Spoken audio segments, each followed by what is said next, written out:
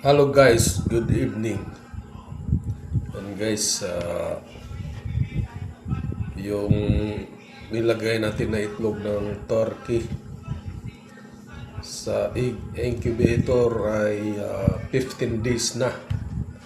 Magmula nung ah, nilagay natin siya sa loob ng incubator. Ngayon ay mag-candling tayo guys. Tingnan natin kung ilan yung mga i-out natin sa 13 pirasong itlog ng pabo at saka mayroong isang itlog ng manok na hinihabol ko. Tingnan natin kung may laman yung itlog ng manok. Tara guys, samahan niyo ako.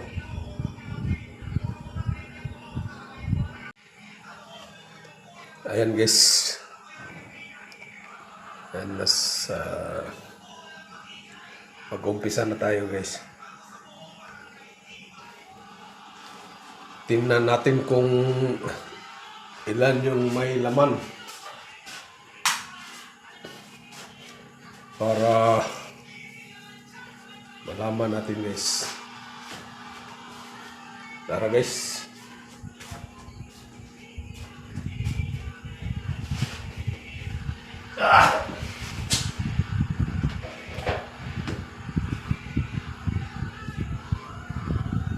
Mag-candling tayo guys. Yan.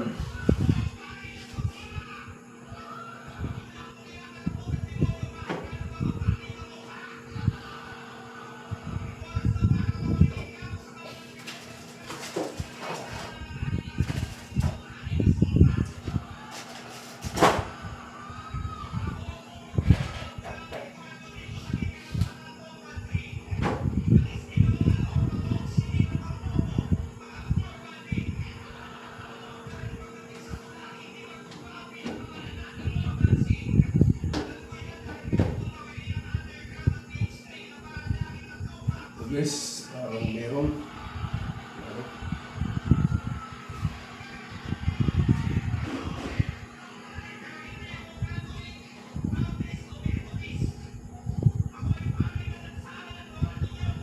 Guys.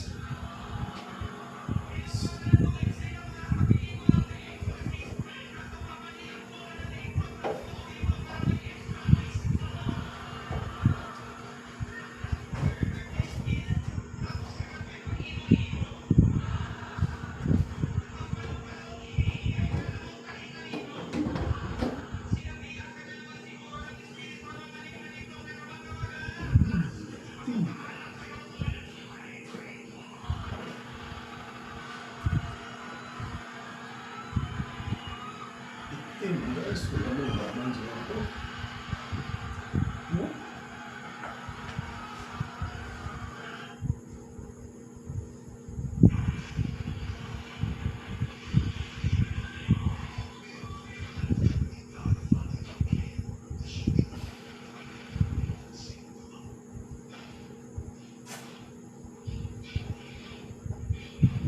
Ayan guys, meron din yan naman guys. Ito guys, maitim guys. Bakit kaya?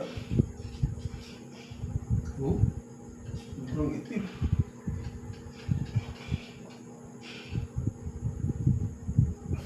Balik na natin guys.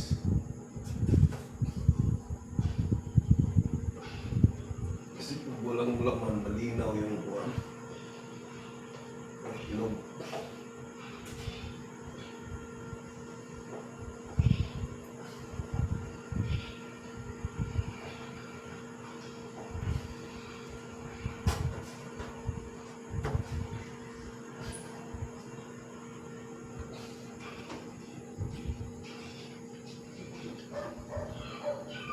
Ganun din ito guys.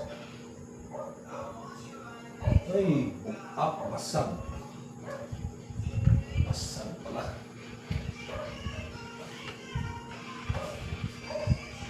Basag.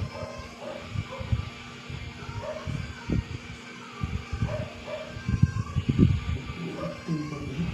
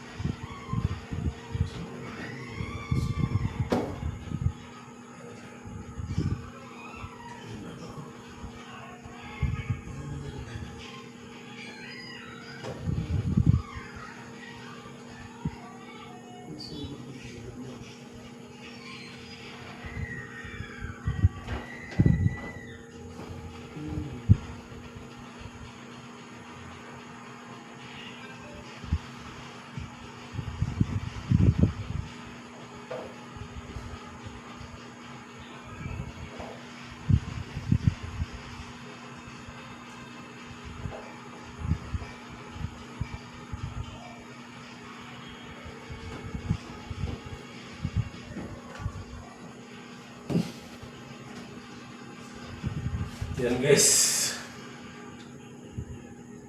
Sa 13 pirasong itlog ng pabo.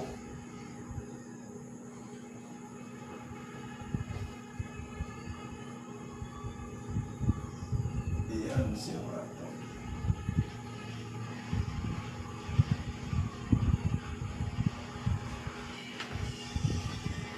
Merong apat na sira guys.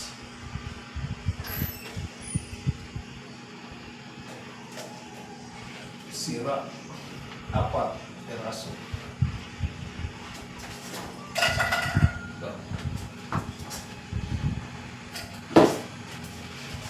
Yan. Pero hindi pa rin yan 100% itong natira guys na mapisa. Kasi hindi pa rin yan sigurado. Wala akong candling na. Ha? Nag-candling ko sa akuan. Kana mo kan na? Itlog, pabo. Mo bak na? Oo, nangadaot ni nangod. Rak. Rak na idaot.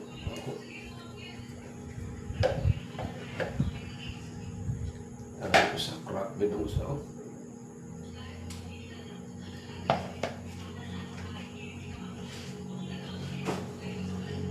Ayan guys. Nabawasan ng apat. Ibig sabihin sa 13 piraso merong siyam na posibleng mapisa. Pero hindi pa rin yan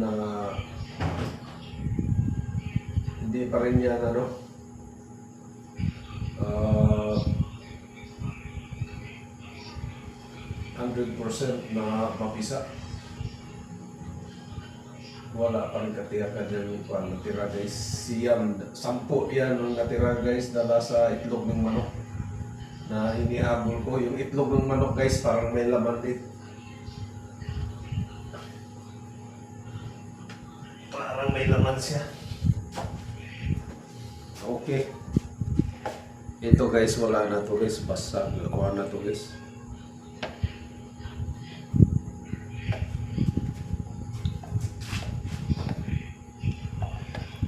Sira na yun, no? Yung isa nga, nabasag na yung isa.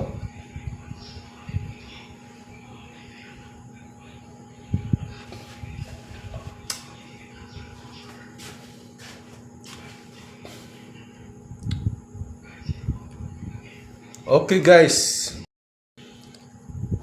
Okay guys. That's all for today's video. Candling ng mga itlog ng pabo. Don't forget to like and subscribe and hit the notification bell para updated kayo parati sa aking mga video. Don't forget to like and subscribe. Thanks for watching.